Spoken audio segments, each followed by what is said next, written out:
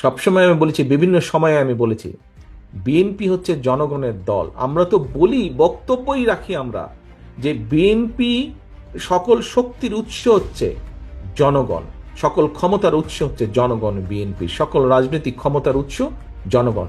সেজন্যই প্রিয় সহকর্মীবৃন্দ, আমি বলেছি, জনগণের সবসময় আপনাদেরকে বলার চেষ্টা করে আমি বলে থাকি, জনগণের সঙ্গে থাকুন, জনগণকে সঙ্গে রাখুন। জনগণের সঙ্গে থাকুন, জনগণের সঙ্গে থাকুন প্রিয় সহকর্মীবৃন্দ। কারণ একটি রাজনৈতিক